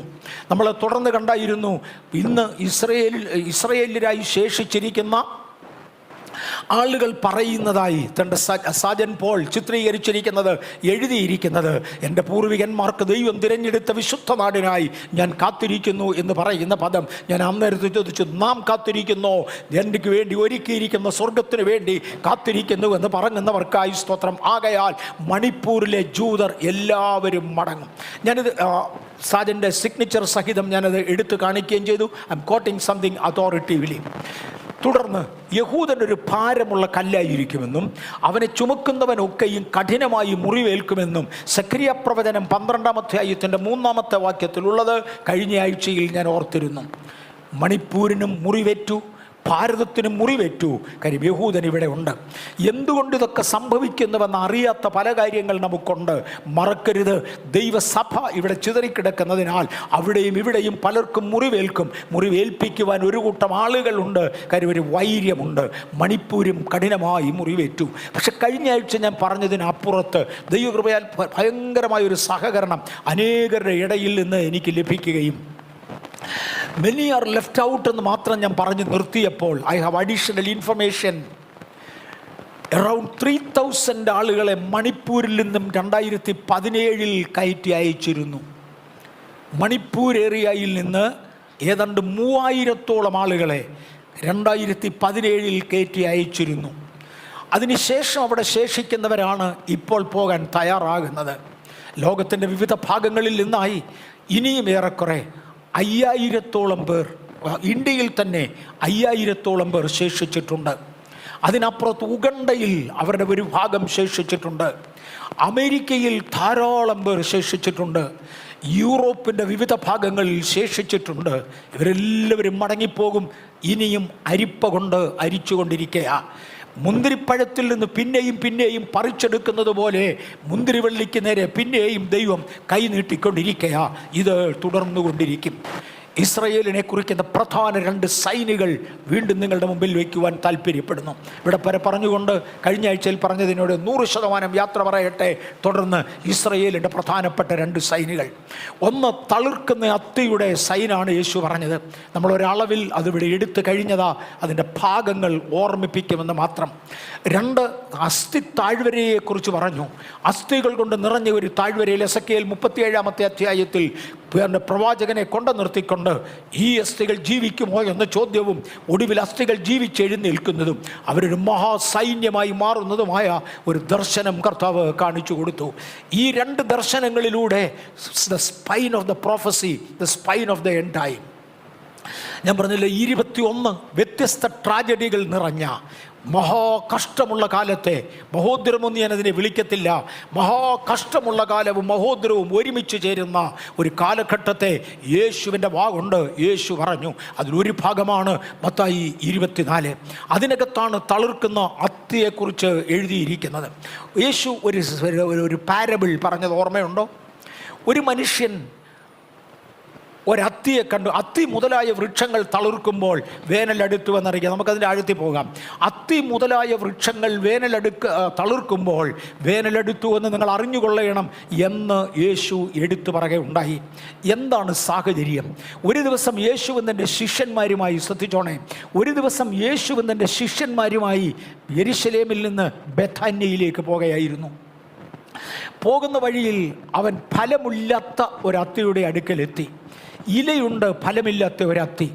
ഫലമില്ലാത്ത കാലത്ത്, അത്തി ഫലം കായ്ക്കാത്ത കാലത്ത് ഇലയുള്ള ഒരത്തിയുടെ അടുക്കൽ ചെന്ന് യേശു ഫലം അന്വേഷിച്ചു. ഫലം കണ്ടുകിട്ടിയില്ല. നമ്മൾ ചിലർക്ക് ഫലം കായ്ക്കുന്ന കാലവുമുണ്ട്, ഫലം കായ്ക്കാത്ത കാലവുമുണ്ട്. 3 മാസം പിന്മാറ്റത്തിലായിരുന്നു. കാട് 6 മാസം, നാട് 6 മാസം എന്ന് പറഞ്ഞത് കേട്ടിട്ടുണ്ട്. ഒരു കാലം പിന്മാറ്റത്തിൻ്റെ കാലമാണ്. അത്തിക്കുമുണ്ട് ഇങ്ങനൊരു കാലം. അത്തി ഫലം കായ്ക്കുന്ന കാലമുണ്ട്, ഫലം കായ്ക്കാത്ത കാലമുണ്ട്. അത്തി പഴമില്ലാത്ത കാലത്ത് യേശു അത്തിയുടെ അടുക്കൽ ചെന്ന് ഫലം അന്വേഷിച്ചു. അതെന്തൊരു വൃത്തികേടാ, ബോധക്കേടാ. എന്നിട്ട് അത്തിയിൽ ഫലമില്ലാഞ്ഞതിനാൽ നിന്നിൽ നിന്ന് ഇനി ആരും തിന്നാതെ പോകട്ടെ എന്ന് യേശു അത്തിയെ ശാസിക്കുകയും ചെയ്ത ചരിത്രം ബൈബിളിലുണ്ട്. പിറ്റേന്ന് രാവിലെ ശിഷ്യന്മാർ അതുവഴി വരുമ്പോൾ അത്തി വേരോടെ ഉണങ്ങി നിൽക്കുന്നത് കണ്ടു. സാധാരണ മരങ്ങൾ വേരുണങ്ങാറില്ല. ഉണങ്ങിയാൽ അതിൻ്റെ തടി മാത്രം ഉണങ്ങും, ഇലയും തടിയും കൊമ്പും ഉണങ്ങും. പക്ഷെ ഒന്ന് വേരോട് ഉണങ്ങിയാൽ അതിൻ്റെ സന്തതി പോലും തീർന്നു. ഇനി ഭാവി കാലത്ത് ഒരിക്കൽ പോലും ഫലം കായ്പാൻ കഴിയുകയില്ല എന്ന് തോന്നുമാറ് അത്തി വേരോടെ ഉണങ്ങി. എൻ്റെ പ്രിയപ്പെട്ടവരെ, മറക്കല്ലേ, എൻ്റെ ദൈവം ഒരുവനെ ശാസിച്ചാൽ, ഒരുവനെ ശപിച്ചാൽ അവൻ വേരോടാ പോകുന്നത്. അക്കാര്യം മറക്കരുത്. ഞാൻ ആഴത്തിലേക്ക് ഇറങ്ങി വരും, ചില കാര്യങ്ങൾ തൊടും. വേരോടെ അത് ഉണങ്ങിപ്പോയതായി കണ്ടു. എന്തുകൊണ്ട് അത്തിപ്പഴത്തിൻ്റെ കാലം അല്ലാഞ്ഞൊരു കാലം യേശു അത്തിയുടെ അടുക്കൽ ചെന്നുവെന്ന ചോദ്യത്തിന് പാസ്റ്റർ P.D. ജോൺസൺ പറഞ്ഞൊരു മറുപടി സത്യമെന്ന് എനിക്കിന്ന് ബോധ്യപ്പെട്ടതാണ്. അത്തി കാലം തെറ്റി കായ്ക്കുന്ന സ്വഭാവം അതിനുണ്ട്. ചിലർ പിന്മാറ്റത്തിൻ്റെ നടുക്കാണേലും ഒരു അല്ലരിയൊക്കെ ഇടയ്ക്കൊക്കെ അടിക്കും. ഇടയ്ക്കൊരു വാക്യമൊക്കെ പറഞ്ഞ് പിടിപ്പിക്കും കേട്ടോ. ആൾ പിന്മാറ്റത്തിലാണെങ്കിലും ഗതികേടിലാണ് കിടക്കുന്നതെങ്കിലും ഇങ്ങനെ അത്തിയും ചില കമ്പുകൾ ഇടയ്ക്ക് കായ്ക്കും. ഈ കായ്ക്കുന്ന കമ്പ് തിരിച്ചറിയുന്നത് എങ്ങനെയാണ്? ആ കമ്പ് തളിർത്തിരിക്കും. അത്തിയുടെ പ്രത്യേകത, തളിർക്കുന്ന കമ്പിൽ ഓരോ ഇലയുടെയും ഞെടുപ്പിനോട് ചേർന്ന് ഒരു അത്തിക്കായും കൂടെ ഉണ്ടാകും. അതാണ് അത്തിപ്പഴത്തിൻ്റെ ലക്ഷണം. യേശു നോക്കുമ്പോൾ അത്തിപ്പഴത്തിൻ്റെ കാലമല്ലെങ്കിലും ഒരത്തി തൻ്റെ തളിർത്ത് നിൽക്കുന്നു. ഇവൻ്റെ സ്തോത്രവും പാട്ടും ഹല്ലേലൂയയും ഒക്കെ കേട്ടാൽ ഫലം കാണുമെന്ന ചിന്തയിൽ നാം അടുത്തു വരും. അതുപോലെ യേശുവും അടുത്തു വന്നപ്പോൾ തേണ്ടേ ഇതിന് വെറും ഇലയേ ഉള്ളൂ, വേറൊരു ഭാഷയിൽ കപടഭക്തിയേ ഉള്ളൂ. ഭക്തിക്ക് ഉചിതമായ യാതൊന്നുമില്ല. ഭക്തിക്ക് ഉചിതമായ യാതൊന്നുമില്ലാത്ത കപടഭക്തിയെക്കുറിച്ച് ബൈബിൾ പറയുന്ന ഒന്ന്, അതിൻ്റെ ഭക്തിയുടെ വേഷം ധരിച്ച് അതിൻ്റെ ശക്തിയെ ത്യജിക്കുന്നവരാകുക. ഭക്തിക്കൊരു വേഷമുണ്ട്. ഞാൻ പല പ്രാവശ്യം പറഞ്ഞു, യേശുവിൻ്റെ വാചകമാണ്. ഭക്തിയുടെ വേഷം ധരിച്ച് അതിൻ്റെ ശക്തിയെ ത്യജിച്ച് കളയുന്നവർ കപടഭക്തിയാണത്. അതിനകത്ത് ഫലമില്ല. ഇങ്ങനെ ഭക്തിക്ക് ഫലമില്ലാതെ പോയ അത്തിയെ യേശു പിന്നെയും കാണുകയാണ്. അത്തി മുതലായ വൃക്ഷങ്ങൾ തളിർക്കുമ്പോൾ ഞാൻ ആ ഭാഗത്ത് മടങ്ങി വരും. രണ്ടാമത്തെ പാരബിൾ അസ്ഥി താഴ്വരയുടെ പാരബിളാണ്, ഉപമയാണ്. ഒരു താഴ്വര മുഴുവനും അസ്ഥികൾ കൊണ്ട് നിറഞ്ഞിരുന്നു. അവിടെ പ്രവാചകനെ കൊണ്ട നിർത്തി, എന്നെയും നിങ്ങളെയും അങ്ങനെ ഒരു കാലഘട്ടത്തിലാണെന്ന് കൊണ്ട നിർത്തിയത്. എന്നിട്ടൊരു ചോദ്യമുണ്ട്, പ്രവാചക, ബേഥേൽ, ഈ അസ്ഥികൾ ജീവിക്കുമോ? ഒരു മറുപടി പറയുവാൻ പരിശുദ്ധാത്മാവ് നമ്മുടെ നാവിൻ്റെ മേൽ ചില ദൈവമേൽപ്പിച്ച പ്രവചന പദങ്ങൾ ആവർത്തിക്കുവാൻ കൃപ തരട്ടെ. അസ്ഥികളെ എഴുന്നേൽക്കുക എന്ന് പ്രവചിക്കുവാൻ, ദൈവശക്തിയിൽ വിളിച്ചു പറയുവാൻ, നമ്മുടെ ഏരിയകൾക്ക് വേണ്ടി ഇടനിലനിൽക്കുവാൻ കർത്താവ് നമുക്ക് കൃപ തരട്ടെ. നമ്മുടെ കുടുംബങ്ങൾക്ക് വേണ്ടി ഇടനിലനിൽക്കുവാൻ കർത്താവ് നമുക്ക് കൃപ തരട്ടെ. യഹൂദൻ ഉണങ്ങിപ്പോയ ഒരു അത്തിയായി മാറി. The tree with no fruits. ദൈവിക വാഗ്ദത്തത്തോട് അതിൽ തന്നെ പോരാട്ടമുണ്ട്. തുടങ്ങുക ഞാൻ. ദൈവിക വാഗ്ദത്തങ്ങളോട് അവിടെ തന്നെ ഒരു പോരാട്ടമുണ്ട്, മറക്കരുത്. ഉൽപ്പത്തി പുസ്തകം 3-ാം അധ്യായത്തിൻ്റെ 15-ാമത്തെ വാക്യത്തിൽ പാപം മനുഷ്യനിലേക്ക് കടന്നതോടെ ദൈവം മനുഷ്യനെ ശപിക്കുന്ന ശാപം കാണാം. അക്കാര്യത്തിൽ കേവലം മനുഷ്യൻ തന്നെയല്ല, ഭൂമി മുഴുവനും ബാധിക്കപ്പെട്ടു പോയി. സ്ത്രീയോട് പറയുന്ന പദമാണ്, ഞാൻ നിനക്കും നിന്റെ സന്തതിക്കും അവളുടെ സന്തതിക്കും തമ്മിൽ ശത്രുത്വം ഉണ്ടാക്കും. നിനക്കും സർപ്പത്തിനും തമ്മിൽ നിയമിക്കപ്പെട്ട ഒരു ശത്രുത്വം. നിന്റെ സന്തതിക്കും സർപ്പത്തിൻ്റെ സന്തതിക്കും തമ്മിൽ നിയമിക്കപ്പെട്ട ഒരു ശത്രുത്വം. എവിടെയൊക്കെയോ നിയമിക്കപ്പെട്ട ചില ശത്രുത്വങ്ങളുണ്ട്. ആരും എങ്ങോട്ടും പറയണ്ട, നിയമിക്കപ്പെട്ട ചില ശത്രുത്വങ്ങൾ. ഇന്ന് ഭാരതീയ സഭ വംശഹത്യ പ്രതീക്ഷിക്കുന്നുണ്ട്, അല്ലെങ്കിൽ അതിനുള്ള ഒരുക്കങ്ങൾ നടക്കുന്നുണ്ട്. അതിശക്തമായ എതിരുകൾ നടക്കുന്നുണ്ട്. ഇന്നേക്ക് ഏറെക്കുറെ 60 വർഷങ്ങൾക്ക് പുറകിൽ, 65 വർഷങ്ങൾക്ക് പുറകിൽ, കഴിഞ്ഞ 66 വർഷമായി കർത്താവിൻ്റെ സുവിശേഷം കേൾക്കുവാനും ദൈവവചനപ്രകാരം ജീവിക്കുവാനും കർത്താവ് എനിക്ക് കൃപ തന്നു. അന്ന് പെന്തക്കോസ്തുകാരുടെ കൺവെൻഷനുകളിൽ നടക്കുന്നിടത്ത് പ്രയോജനപ്പെടുന്ന ശുശ്രൂഷകന്മാർ ശുശ്രൂഷിക്കുന്ന ഇടങ്ങളിൽ ക്രൈസ്തവ നാമധേയരായ ഇതര മതക്കാർ അടിയും പിടിയും ഉണ്ടാക്കുന്നതിന് എനിക്ക് ഓർമ്മയുണ്ട്. ആശ്ചര്യോപദേശിയുടെ എത്രയോ മീറ്റിങ്ങുകളിൽ അടിക്കുവാൻ എഴുന്നേറ്റവരിൽ അധികം പേരും അക്രൈസ്തവരായിരുന്നില്ല, ക്രൈസ്തവർ എന്ന നാമധാരികളായിരുന്നു. എത്ര ഇടങ്ങളിൽ നിന്ന് ഞാൻ വിലക്കപ്പെട്ടിട്ടുണ്ട്, എത്ര ഇടങ്ങളിൽ പോകുവാൻ കഴിയാതെ പഠിച്ചിട്ടുണ്ട്. ഇന്ന് ആ ശത്രുത്വം വളർന്നു, സഭ ഇതിൻ്റെ വിത്തിട്ടു. ഇന്ന് ക്രിസ്ത്യാനിയെ കാണുന്നിടത്ത് അക്രൈസ്തവർ ഓടിക്കത്തക്കതുപോലെ ലോകവ്യാപകമായത് വളർന്നു. വാഗ്ദത്തത്തിൽ തന്നെ ഒരു ശത്രുത്വമുണ്ടെന്ന് മറക്കരുത്. മറുവശം ഉൽപ്പത്തി പുസ്തകം 25:26 പിന്നെ അവൻ്റെ സഹോദരൻ പുറത്തു വന്നു. ഞാൻ വാഗ്ദത്തത്തിനകത്തെ ശത്രുത്വത്തെ ഓർമ്മിപ്പിക്കുകയാണ്. അബ്രഹാമിനോട് ദൈവം പറഞ്ഞു, ഞാൻ നിന്നെ സന്താനപുഷ്ടിയുള്ളവനായി പെരുക്കും. തൻ്റെ മകനായ ഇസഹാക്കിൻ്റെ മേൽ ഈ വാഗ്ദത്തം ഉണ്ടായി. ഇസഹാക്കിന് മക്കൾ ജനിക്കുന്ന ചരിത്രമാണ് എടുക്കുന്നത്. അവൻ്റെ പിന്നെ സഹോദരൻ പുറത്തു വന്നു. അവൻ്റെ കൈ ഏശാവിൻ്റെ കുതികാൽ പിടിച്ചിരുന്നു. അമ്മയുടെ ഗർഭത്തിൽ നിന്നും പുറത്തു വരുന്നതിന് മുന്നമേ വേദപുസ്തകത്തിൽ എഴുതപ്പെട്ട ചരിത്രത്തിൽ ആദ്യത്തെ ഇരട്ട കുഞ്ഞുങ്ങൾ പുറത്തു വരികയാണ്. വേദപുസ്തകത്തിൽ എഴുതാത്ത അനേക ചരിത്രങ്ങളുണ്ട്, അത് സത്യമായിരിക്കും, അല്ലെന്നല്ല ഞാൻ പറഞ്ഞത്. എന്നാൽ വേദപുസ്തകത്തിലെ എഴുതപ്പെട്ട ചരിത്രത്തിൽ ഒരു സ്ത്രീ ഗർഭിണിയാകുകയും 2 കുഞ്ഞുങ്ങൾ അവളുടെ ഹൃദയത്തിലുള്ളതിൽ ഒന്നാമൻ പുറത്തു വരുമ്പോൾ രണ്ടാമൻ അവൻ്റെ കുതികാൽ പിടിക്കുകയും ചെയ്തിരുന്നു. ഒരു ശത്രുത്വം അന്നേ തുടങ്ങി. ആരായിരുന്നു ഈ പുള്ളികളെന്നറിയാമോ? ഏശാവും യാക്കോബും. യേശാവും യാക്കോബും തമ്മിലൊരു ശത്രുത്വമുണ്ട്. ബിഷപ്പ് ടി.ഡി. ജെയ്ക്സ് ഒരിക്കൽ പറഞ്ഞ ഒരു ചരിത്രം എൻ്റെ ഓർമ്മയിലുണ്ട്. എവിടെയെങ്കിലും വേദപുസ്തകത്തിൻ്റെ വാഗ്ദത്തത്തിൻ്റെ കണ്ണികൾക്ക് ജനനമുണ്ടാകുന്നുവെങ്കിൽ അവിടെയാണ് യേശാവും യാക്കോബും ദൈവിക വാഗ്ദത്തത്തിൻ്റെ കണ്ണിയായി ജനിക്കുന്നുവെങ്കിൽ രണ്ടെണ്ണം അകത്ത് കാണും, മറക്കരുത്. അന്ന് യഹോവ അവളോട് പറയുന്നത്, ഇന്നിൽ ഇത്രയും വിശദീകരിച്ചാലൊന്നും മനസ്സിലാകത്തില്ല, ഇനി ഒരു ദിവസം വീണ്ടും തൊട്ടോളാം. അന്ന് അവളുടെ അമ്മ, ഈ കുഞ്ഞുങ്ങളുടെ അമ്മ വയറിനകത്ത് 2 കുഞ്ഞുങ്ങളായപ്പോൾ തൻ്റെ ആകപ്പാടെ കുഞ്ഞുങ്ങൾ അവളുടെ ഉള്ളിൽ തിക്കിയതോടുകൂടെ അടുത്ത വീട്ടിലെ അമ്മമാരോട് അഭിപ്രായം ചോദിക്കാൻ പോയി കാണും. അമ്മച്ചിക്ക് എത്ര പിള്ളേരുണ്ട്? യഹൂദനല്ലേ. ഒരാൾ പറഞ്ഞു കാണും 20 പിള്ളേരുണ്ട്. അമ്മച്ചിയുടെ ഗർഭകാലങ്ങളിൽ എന്തെങ്കിലും വയറിനകത്ത് യുദ്ധമുണ്ടായിരുന്നോ? ഈ തിക്കി എന്ന പദത്തിന് തമ്മിൽ യുദ്ധം ചെയ്തു എന്ന ആശയമാണ്. അമ്മച്ചിയുടെ വയറിനകത്ത് എന്തെങ്കിലും യുദ്ധമുണ്ടായിരുന്നു? പൗളിയൊക്കെ ഇതെന്നെ കഴിയാ കുഞ്ഞ നീ പറയുന്ന യുദ്ധമോ? കാര്യം അമ്മച്ചിക്ക് 1 കുഞ്ഞേ ഉണ്ടായിട്ടുള്ളൂ, 2 കുഞ്ഞുങ്ങൾ ഉണ്ടായിട്ടില്ല. 2 കുഞ്ഞുങ്ങൾ ഉണ്ടായ ചരിത്രം ആർക്കുമല്ല. ഇത് ജനനം കഴിഞ്ഞാണ് ഇവളും അറിയുന്നത് ഇവളുടെ അകത്ത് 2 കുഞ്ഞുങ്ങൾ ഉണ്ടെന്ന്. ഇഞ്ഞ വീട്ടിലെ അമ്മച്ചിയുടെ അടുക്ക ചെന്ന് വെച്ചാൽ അമ്മച്ചിക്ക് എത്ര പിള്ളേരുണ്ട്? അവർ പറഞ്ഞു 22. അമ്മച്ചിയുടെ ഗർഭകാലങ്ങളിൽ 22 മക്കൾ ഉണ്ടാകുന്ന സമയത്ത് എന്തെങ്കിലും വയറിനകത്ത് യുദ്ധമുണ്ടായിരുന്നു? കുഞ്ഞ് നിനക്ക് വട്ടാണോടി നീ എന്നെ ചോദിക്കുന്നത്? വയറിനകത്ത് യുദ്ധമോ? അതെങ്ങനെയാടി? ഇവൾ അപ്പുറത്തെ വീട്ടിൽ ചെന്ന് വെച്ചാൽ അമ്മച്ചിക്ക് എത്ര പിള്ളേരുണ്ട്? 15. അമ്മച്ചി 15 പ്രാവശ്യം ഗർഭിണിയായിരുന്നപ്പോൾ വയറിനകത്ത് യുദ്ധമുണ്ടായിരുന്നോ? ഇല്ല. നീ എന്നടി അങ്ങനെ ചോദിച്ചാൽ വട്ടുണ്ടോ? ഇല്ലമ്മച്ചി, എൻ്റെ വയറിനകത്ത് യുദ്ധം. എടി നിനക്ക് ഭൂതമാ പ്രേതമാ. ഒടുവിൽ ഇവൾ തീരുമാനിച്ചിനി ജീവിച്ചിട്ട് കാര്യമില്ല, കാലങ്ങൾ കാത്തിരുന്നൊരു കുഞ്ഞുണ്ടാകാൻ പോകുകയാ, വയറിനകത്ത് യുദ്ധമാണ്, ഭൂതമാ പ്രേതമാ വട്ടാന്നും പറഞ്ഞ് നാട്ടുകാർ മൊത്തം പരിഹസിക്കുന്നു. ഇനി ദൈവത്തോട് കാര്യം പറയാൻ പോകാം. അവൾ ദൈവത്തിൻ്റെ അടുക്ക ചെന്ന് പറഞ്ഞ് എനിക്ക് ചത്താ മതി, എനിക്ക് ജീവിക്കണ്ട. ദീർഘകാലങ്ങൾ ഒരു കുഞ്ഞിന് വേണ്ടി കാത്തിരുന്നു, ഇപ്പോൾ വയറിനകത്ത് യുദ്ധം, വേറെ ആർക്കുമില്ല. മക്കൾ ഉള്ളവരുടെ അഭിപ്രായം, 10, 20, 22 മക്കളുള്ളവരുടെ അഭിപ്രായം എനിക്ക് വട്ടോ ഭൂതമോ ആണെന്ന കർത്താവ് എനിക്ക് ജീവിക്കണ്ട. അന്ന് രാത്രി യഹോവ അവളോട് സംസാരിക്കാൻ തുടങ്ങി, കുഞ്ഞെ നീ വാഗ്ദത്തത്തിന്റെ കണ്ണിയാ. നാട്ടുകാരി സ്ത്രീകളെ പോലെ അല്ല നീ. നിന്റെ ഉള്ളിൽ 2 കുഞ്ഞുങ്ങളാ, 2 ജാതികൾ നിന്നിൽ നിന്ന് ഉത്ഭവിക്കും. അവർ തമ്മിലുള്ള പ്രശ്നമാ. അതെ, നമ്മിലെല്ലാവരിലും 2 ജാതികളുണ്ട്, മറക്കരുത്. ഇതിലെ പ്രശ്നം ആരാദ്യം ജനിക്കും.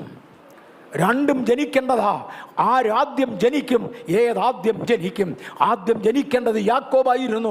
അവൻ ജനനത്തിങ്കൽ വന്നതോടെ ഏശാവ് ചവിട്ടി മാറ്റിയേച്ച് ഏശാവ് ആദ്യമേ ജനിച്ചു.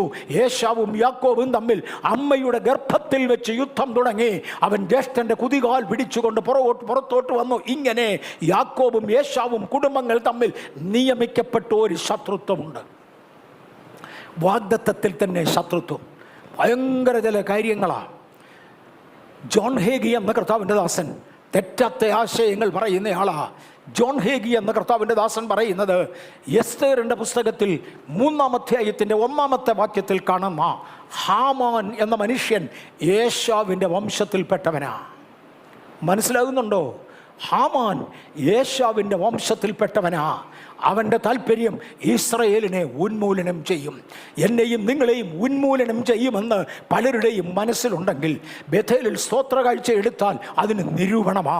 ബേഥേലിൽ കൃപാവരങ്ങൾ വ്യാപരിച്ചാൽ അതിന് നിരൂപണമാ. എന്തേ പിശാചേ നിനക്ക് ഈ ശല്യം? അയ്യോ, അത് ഏദൻ തോട്ടത്തിൽ തുടങ്ങിയതാ. എനിക്കും സ്ത്രീയുടെ സന്തതിക്കും തമ്മിൽ ഒരു ശത്രുത്വം ഉണ്ടെന്നാണ് സാത്താൻ്റെ ശത്രുക്കൾക്ക് പറയുവാനുള്ളത്. പക്ഷേ ഹാമാനെ മറക്കരുത്, നീ ഉണ്ടാക്കിയ കഴുകുമരത്തിൽ നീയും നിന്റെ തലമുറകളും. ഹാമാൻ തണ്ടൊരു കഴുകുമരം ഉണ്ടാക്കി, വലിപ്പമുള്ള ഒരു കഴുകുമരം ഇതിനകത്ത് തൂക്കിക്കളയണം. യഹൂദന് വിരോധമായി പോരാട്ടം, ജീവിക്കുന്ന ക്രിസ്ത്യാനിക്ക് വിരോധമായി പോരാട്ടം. ഹാമാനെ മറക്കരുത്, നിനക്ക് ഈ പോരാട്ടമുണ്ട്. നീ ഒരു കഴുകുമരം ഉണ്ടാക്കിയിട്ടുണ്ട്. നിന്റെ ശത്രുവെന്ന് നിനക്ക് തോന്നുന്ന ദൈവജനത്തിന് വിരോധമായിട്ടായിരിക്കാം. ഈ ദിവസങ്ങളിൽ ദൈവമക്കൾ പ്രാർത്ഥിക്കേണ്ടതിന് ദൈവകരങ്ങളിൽ ഏൽപ്പിക്കപ്പെടേണ്ട വിഷയങ്ങളിൽ ഒന്നാണ് ഹാമാനെ. നീ ഉണ്ടാക്കിയതായ കഴുകുമരത്തിൽ നീയും നിന്റെ മക്കളും തൂങ്ങും. കാര്യം നിന്റെ സന്തതിയിൽ നിന്നൊന്ന് അബ്രഹാമിൻ്റെ സന്തതിയെ തൊടുവാൻ ഇനി വരരുത് എന്നത് ദൈവിക നിയമമാണ്. യേശുവിൻ്റെ നാമത്തിൽ ദൈവജനത്തിൻ്റെ സംരക്ഷണം സ്വർഗത്തിൽ നിന്ന് ലഭിക്കേണ്ടതാകയാൽ സഭയായി അതിനുവേണ്ടി പ്രവർത്തിക്കുന്ന ദൂതന്മാരെ ഇന്ന് പകൽ ഞങ്ങൾ ഇൻവോക്ക് ചെയ്യുകയാണ്. അത് സംഭവിക്കട്ടെ. ഓൺ ദ സെയിം ഗാലോസ് അവൻ മൊർദെഖായിക്ക് വേണ്ടി ഒരുക്കിയതായ അതേ തൂക്കുമരത്തിൽ ഇവനെ തൂക്കിക്കളയുവാൻ ഉത്തരവായി. 2 അഡോൾഫ് ഹിറ്റ്ലർ, ഇസ്രയേലിനെ കൊന്നൊടുക്കിയ വർഗീയ നാശം വിതയ്ക്കുവാൻ താല്പര്യപ്പെട്ട ഹിറ്റ്ലർ ഉണ്ടല്ലോ, അവനും യേശാവിൻ്റെ കൊച്ചുമകനാ. ഇതും ജോൺ ഹേഗിയുടെ പ്രസ്താവനയാ. ഹേഗായുടെ അതേ വംശത്തിൽപ്പെട്ടവനാണ് ഹിറ്റ്ലറും. ഇവരുടെ എല്ലാം താല്പര്യം എന്താണ്? വംശഹത്യയാണ്. ഹിറ്റ്ലറെ നിനക്കെന്ത് സംഭവിച്ചു? ശത്രുവിനെ വെടിവെക്കേണ്ടതിന് കയ്യിൽ കൊണ്ട് നടന്ന അതേ റിവോൾവർ സ്വന്തം തലയ്ക്ക് പിടിച്ചുകൊണ്ട് വെടിവെച്ചു മരിച്ചു. തൻ്റെ കുടുംബാംഗങ്ങൾക്ക് മുഴുവനും വിഷം കൊടുത്ത ശേഷം സ്വന്തം തോക്ക് തന്നെ തലയ്ക്ക് ചൂണ്ടി വെടിവെച്ച് മരിക്കുകയായിരുന്നു ഹിറ്റ്ലർ. ഹേ ശത്രുവേ, നിന്നെ തോൽപ്പിച്ച ശേഷം ജനത്തെ വെടിവെപ്പാൻ കഴിയുന്ന ദൈവത്തിൻ്റെ ദൂതന്മാർ ഈ ദിവസങ്ങളിൽ ഇറങ്ങട്ടെ. ദൈവം ഈ ദിവസങ്ങളിൽ ദൈവസഭയ്ക്ക് വേണ്ടി എഴുന്നേൽക്കട്ടെ എന്ന് ഞാൻ പ്രാർത്ഥിക്കുന്നു. അബ്രഹാമേ, അങ്ങ് ദൈവസന്നിധിയിൽ നിന്നപ്പോൾ ദൈവം പറഞ്ഞ വാഗ്ദത്തം എന്താണ്? നിന്നെ അനുഗ്രഹിക്കുന്നവൻ അനുഗ്രഹിക്കപ്പെട്ടവനാകും, നിന്നെ ശപിക്കുന്നവൻ ശപിക്കപ്പെട്ടവനാകും. അല്ലയോ ഹിറ്റ്ലറെ, അങ്ങ് ശപിച്ചതിനാൽ ആ ശാപം അങ്ങയുടെ മേൽ തന്നെ വരികയായിരുന്നു. ആരംഭം മുതൽ ചരിത്രമെടുത്താൽ ഇസ്രയേലിനെ അനുഗ്രഹിക്കുന്നവൻ അനുഗ്രഹിക്കപ്പെടുകയും ഇസ്രയേലിനെ ശപിക്കുന്നവൻ ശപിക്കപ്പെടുകയും ചെയ്തു. ഇസ്രയേലിൻ്റെ മേൽ പൊതുവായി ഈ ശാപം വന്നു. കാരണം അവർ യേശുവിനെ തള്ളിയ ശേഷം ഒരൊറ്റ വിളി വിളിച്ചു. മത്തായിയുടെ സുവിശേഷം 27:25 അവൻ്റെ രക്തം ഞങ്ങളുടെ മേലും ഞങ്ങളുടെ മക്കളുടെ മേലും വരട്ടെ. ഇന്ന് പകൽക്കാലം സ്നാനപ്പെടേണ്ടടാ, സ്നാനപ്പെട്ടില്ലെങ്കിൽ വരുന്ന കുറ്റം ഞാൻ ഏറ്റടാ, നീ പെന്തക്കോസിൽ പോകണ്ടടാ, ശാപം ഞാൻ ഏറ്റടാ എന്ന് പറയുന്ന പ്രിയ സഹോദര സഹോദരി ശ്രദ്ധിച്ചു കേട്ടോ. തൻ്റെ തലമേൽ തന്നെ വന്നിരിക്കും. ഇസ്രയേലിൻ്റെ ജനത, പുരോഹിതന്മാർ, നേതാക്കന്മാർ, അന്നത്തെ ജനം ഒരുമിച്ച് വിളിച്ചു പറഞ്ഞു, അവൻ്റെ രക്തം ഞങ്ങളുടെ മേലും ഞങ്ങളുടെ സന്തതിയുടെ മേലും വരട്ടെ. തൻ്റെ യേശുവിനെ ന്യായം വിധിച്ച പീലാത്തോസ് കാര്യങ്ങൾ മനസ്സിലാക്കി. ഇവൻ നീതിമാനാണ്, കുറ്റമൊന്നുമില്ലാത്തവനാണ്, അസൂയ കൊണ്ടാണ് ഇവനെ ഏൽപ്പിച്ചത് എന്ന് ഗ്രഹിച്ച ശേഷം ഈ നീതിമാന്റെ രക്തത്തിൽ എനിക്ക് പങ്കില്ല എന്ന് പറഞ്ഞ് കൈ കഴുകി മാറുവാൻ ശ്രമിക്കുമ്പോൾ, ആ പദം മറക്കരുത്, കൈ കഴുകി മാറുവാൻ ശ്രമിക്കുമ്പോൾ യേശുവിൻ്റെ രക്തത്തിൽ നിന്ന് കൈ കഴുകി മാറുവാൻ ആർക്കും കഴിയുകയില്ല. ഒരിക്കൽ നിങ്ങൾ ഡയറക്റ്റ് എൻകൗണ്ടറിൽ ദൈവസന്നിധിയിൽ വന്നു പോയെങ്കിൽ പിന്മാറുവാൻ കഴിയുകയില്ല. ഇത് മറക്കരുത്. അവൻ കൈ കഴുകി മാറുവാൻ ശ്രമിച്ചു. അന്ന് ഇസ്രായേൽ ജനം ഒരുമിച്ച് വിളിച്ച വിളിയാണ്, അവൻ്റെ രക്തം ഞങ്ങളുടെ മേലും ഞങ്ങളുടെ മക്കളുടെ മേലും വരട്ടെ. അവർ സ്വയം ശാപം ഏറ്റെടുത്തു. AD 70 ഇസ്രായേൽ തകർന്നു. അവർക്ക് ഫലമില്ലാതെ പോയി. അവർ ദൈവം ഡിസൊബേ ചെയ്തു, അനുസരണക്കേട് കാണിച്ചു. അവർ പ്രവാചകന്മാരെ കല്ലെറിഞ്ഞു. ഇന്ന് ഒത്തിരി ഉണ്ട് ഇത്രയും. അവർ പ്രവാചകന്മാരെ കല്ലെറിഞ്ഞു. അവർ ക്രിസ്തുവിനെ കുരിശിച്ചു. And said, let his blood be upon us. They deserved, accepted and God granted. അവരാഗ്രഹിച്ചതിനെ, പക്ഷെ അബ്രഹാമിനോടുള്ള വാഗ്ദത്തം ദൈവം മറന്നിട്ടില്ല. തൽക്കാലത്തേക്കൊരു ജനതയെ അത് ആഗ്രഹിക്കുന്നെങ്കിൽ ആകെ വിട്ടിരിക്കുന്നു. അങ്ങനെ ജനം തകർന്നു, ഉണങ്ങി, ഒരു ഉണങ്ങിയ മരം പോലെ അവരായി മാറി. ഫലമില്ലാതെയായി. അവർ അസ്ഥി കൂമ്പാരങ്ങൾ പോലെയായി. എഴുന്നേൽക്കുവാൻ കഴിയാതെ ഒരു ഹോപ്പുമില്ലാത്ത അസ്ഥി കൂമ്പാരങ്ങൾ പോലെയായി ലോകത്തിൻ്റെ എല്ലാ രാജ്യങ്ങളിലും ചിതറപ്പെട്ടു. പക്ഷേ ലൂക്കോസിൻ്റെ സുവിശേഷം 19-ാം അധ്യായത്തിൻ്റെ 43-44 വാക്യങ്ങളിൽ യേശു പറയുന്ന ഒരു സമയം, ഒരു സംഗതിയുണ്ട്. നിന്റെ സന്ദർശനകാലം നീ അറിഞ്ഞാൽ നിന്റെ ശത്രുക്കൾ നിനക്ക് ചുറ്റും വാടകോരും.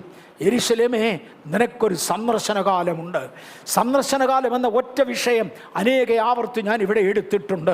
നിനക്കൊരു സന്ദർശനകാലമുണ്ട്. ദൈവം ഏതു മനുഷ്യനും ഒരു സന്ദർശനകാലം കൊടുത്തിട്ടുണ്ട്. ഇന്ന് പകൽ എന്നെ ശ്രദ്ധിക്കുന്ന ചിലരുടെ സന്ദർശനകാലമായിരിക്കാം ഈ സന്ദേശത്തിലൂടെ കിട്ടുന്നത് എന്ന് മറന്നുകളയരുത്. നിന്റെ സന്ദർശനകാലം നീ അറിഞ്ഞാൽ നിനക്ക് രക്ഷപ്പെടുവാൻ കഴിയും.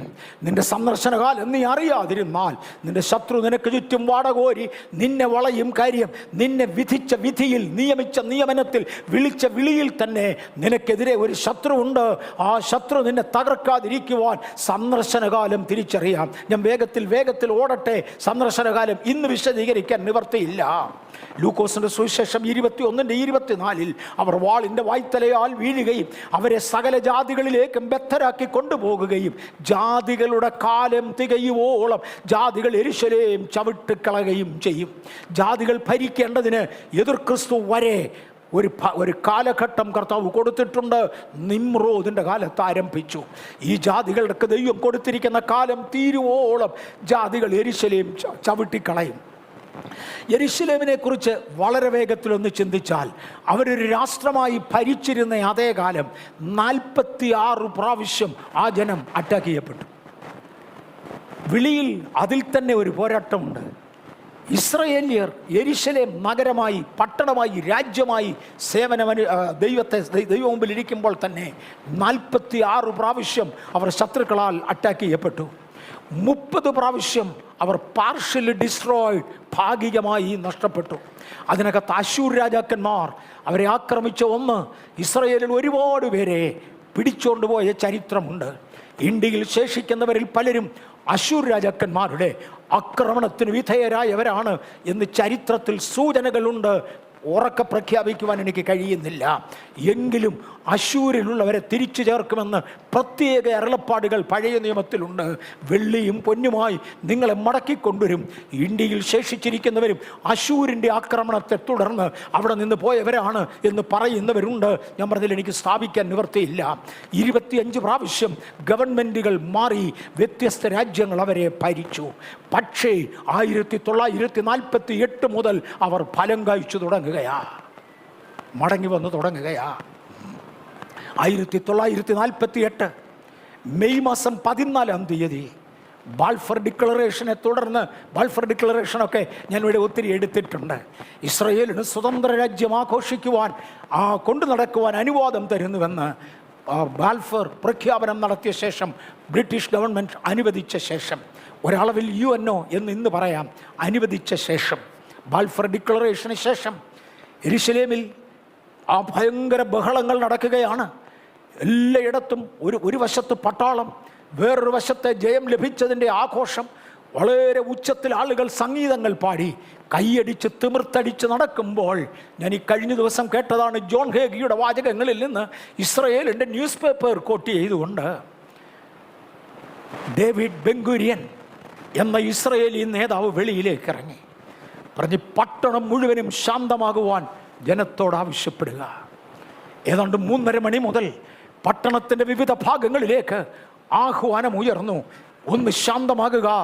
ഒരു വശത്ത് തോൽവിയുടെ പരാജയം, കഴിഞ്ഞകാല കഷ്ടങ്ങളുടെ ദുഃഖം, മറുഭാഗത്ത് ജയത്തിൻ്റെ ആഹ്ലാദം, രാജ്യം അനുവദിച്ച് കിട്ടിയെന്ന സന്തോഷം. സകലത്തിൻ്റെയും നടുവിൽ ശാന്തമാകെ നിർത്താൻ ആവശ്യപ്പെട്ടു. എല്ലാവരും നിർത്തിയതോടെ അദ്ദേഹം മൈക്കെടുത്ത് ഓൺ ചെയ്തു. തന്നോട് ഏറ്റവും പ്രിയപ്പെട്ടവരും ഇസ്രായേലിൽ പ്രമാണികളുമായ 6 പേരെ കൂടെ വിളിച്ചു. ഒരു മുറിക്കകത്തേക്ക് കയറി. ആ മുറിക്കകത്തു നിന്ന് എക്സാക്റ്റ് 4 മണിയായപ്പോൾ 4 PM ഇസ്രായേലിറ്റായി ഒരു ശബ്ദമുയർന്നു. ഇസ്രായേൽ ഒരു സ്റ്റേറ്റായി രൂപീകരിക്കപ്പെട്ടിരിക്കുന്നു. വിളംബരം പ്രഖ്യാപിക്കപ്പെട്ടു. 1948 മെയ് മാസം 14-ാം തീയതി വൈകിട്ട് 4 മണിയായപ്പോൾ ഇസ്രായേൽ രാജ്യമായി രൂപീകരിക്കപ്പെട്ടു. അവിടെ മുതൽ 11 മിനിറ്റ് കഴിഞ്ഞപ്പോൾ അമേരിക്കയുടെ president Truman recognise the new nation തണ്ട് അതൊരു പുതിയ രാജ്യമായി എന്ന് അമേരിക്ക അംഗീകരിക്കുകയും ചെയ്തു.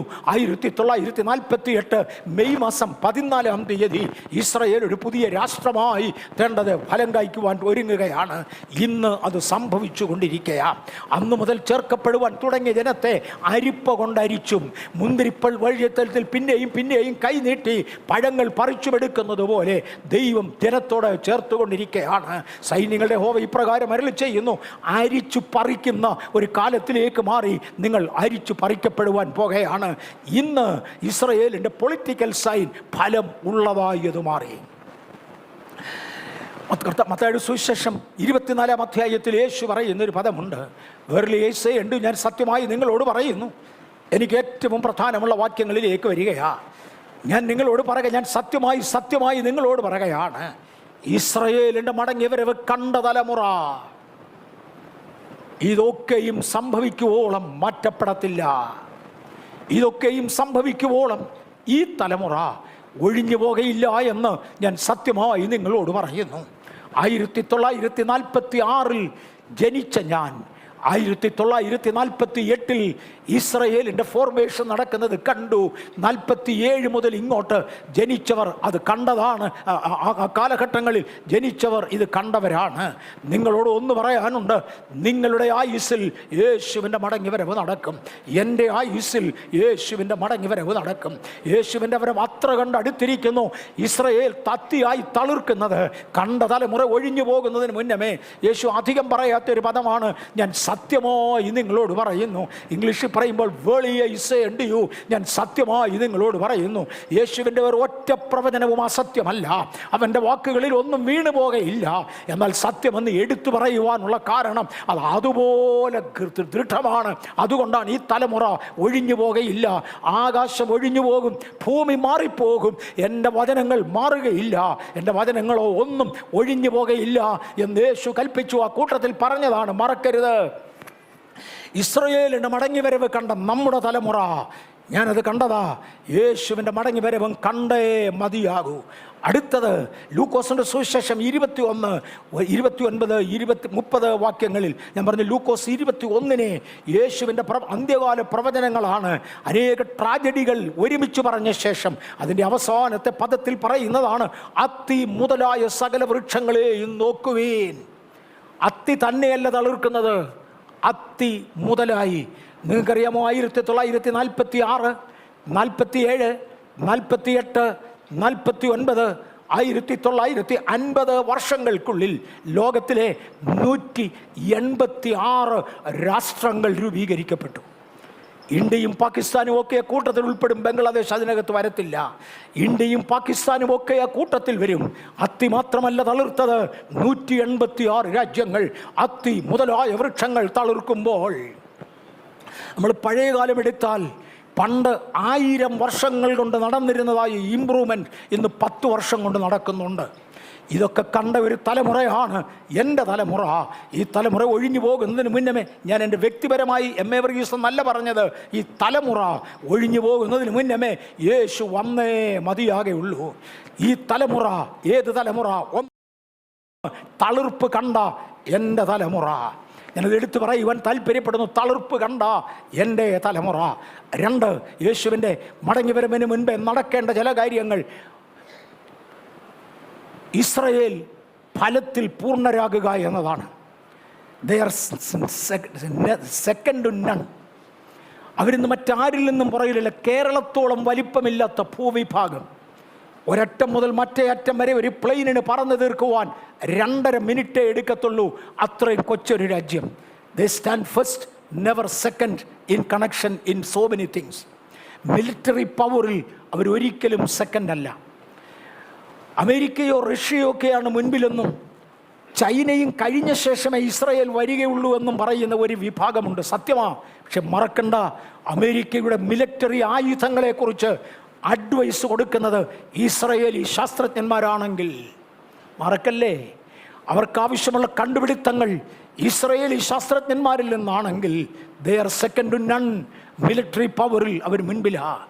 വെപ്പൺസ് അവർ മുൻപിലാണ്. ശാസ്ത്രീയ പവർ ശക്തിയിൽ അവർ മുൻപിലാണ്. They are advisors for USA.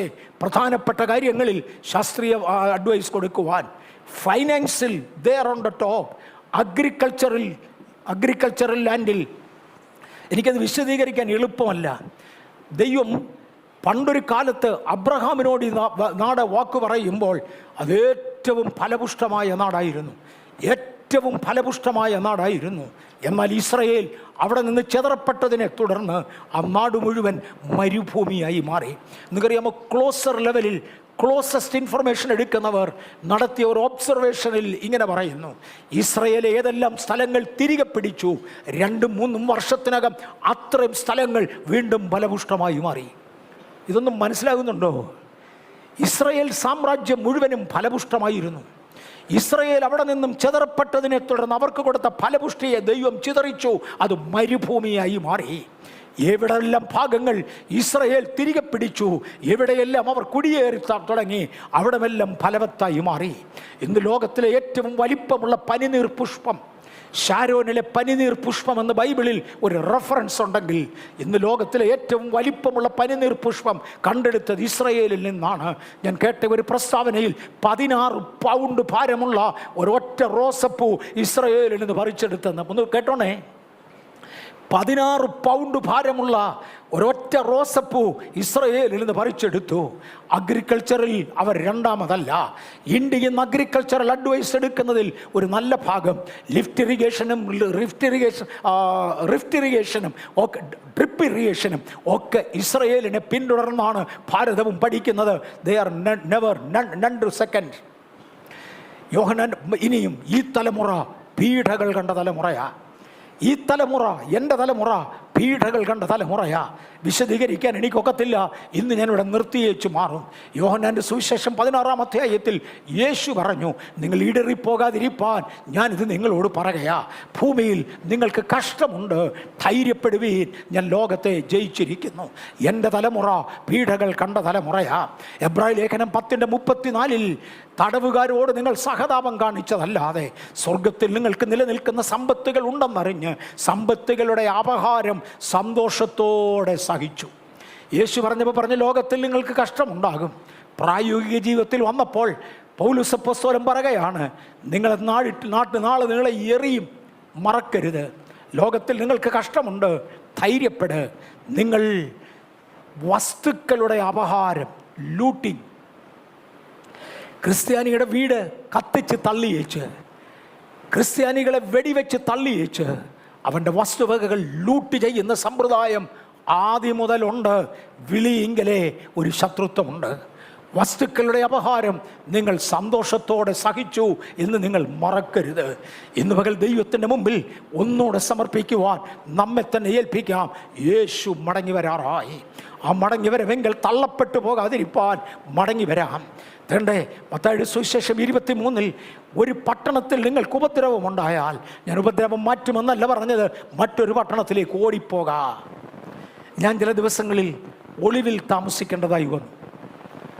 എനിക്ക് തോന്നുന്നത് ഓൾമോസ്റ്റ് 30 ദിവസമായിരുന്നു തോന്നുന്നു, 30-31 ദിവസങ്ങൾ.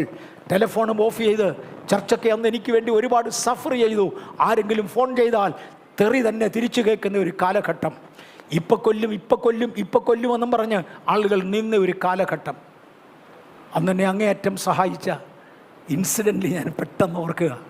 ഒരു വലിയ മനുഷ്യനുണ്ട്, എൻ്റെ അറിവോളം ഇന്ന് സെക്കൻഡ് സർവീസിന് അദ്ദേഹം ഇവിടെ വരും. അന്ന് എന്നെ ഒരുപാട് സഹായിച്ച ഒരു മനുഷ്യനാണ്. അദ്ദേഹത്തിൻ്റെ അടുക്കൽ ഈ ചർച്ചിൽ നിന്ന് സഹോദരന്മാരൊരു കംപ്ലയിൻറ്റ് കൊടുത്തു. സാറേ ഇങ്ങനെയാണ്, ഈസ് എ DGP, സാറേ ഇങ്ങനെ ഒരു സൈബർ അറ്റാക്ക് ഉണ്ട്, അതിൻ്റെ പുറകിൽ ഇന്ന പ്രശ്നമുണ്ട്. സാറൊന്ന് വളരെ ക്ലീനായി അനുകൂലമായി എഴുന്നേറ്റതാണ്. ഒളിച്ചിരുന്ന സമയമുണ്ട്. ആ ഒളിച്ചിരുന്ന സമയത്തിൻ്റെ ഒരു ദിവസം മുമ്പേ ഒരു പ്രവാചകൻ എന്നെ വിളിച്ചേച്ച് പറഞ്ഞൊരു പദമാണ്, ഒരു പട്ടണത്തിൽ നീ ഉപദ്രവിക്കപ്പെട്ടാൽ, മത്തായി 10:23 വായിച്ചോളാനേ പറഞ്ഞുള്ളൂ. ഒരു പട്ടണത്തിൽ ഉപദ്രവിക്കപ്പെട്ടാൽ മറ്റൊന്നിലേക്ക് ഓടിപ്പോകട്ടെ. നിങ്ങൾ ഓടിപ്പോകുന്ന സമയങ്ങൾ വരും, ഒളിച്ചിരിക്കുന്ന സമയങ്ങൾ വരും. പക്ഷേ തലമുറ അറിഞ്ഞോണം, യേശു മടങ്ങി വരും. നിങ്ങളുടെ തലമുറയിൽ യേശു മടങ്ങി വരും. ഞാൻ മടങ്ങി വരുവോളം ഇസ്രായേൽ പട്ടണങ്ങൾ നിങ്ങൾ സഞ്ചരിച്ച് തീരുകയില്ല. അപ്പോസ്തല പ്രവൃത്തി 12:1 മുതൽ 5 വരെ ആ കാലത്ത് ഹേരോദാവ് സഭയിൽ നിന്ന് ചിലരെ പീഡിപ്പിക്കുവാൻ കൈ മുന്നോട്ട് നീട്ടി. സഭ പ്രാർത്ഥിച്ചു, ദൈവം സഭയ്ക്കൊരു താൽക്കാലിക വിടുതൽ കൊടുത്തു. ഞാൻ ആ കാര്യങ്ങൾ എടുത്തു പറഞ്ഞതാണ്, ഇന്നതിനു വേണ്ടി പോകുന്നില്ല.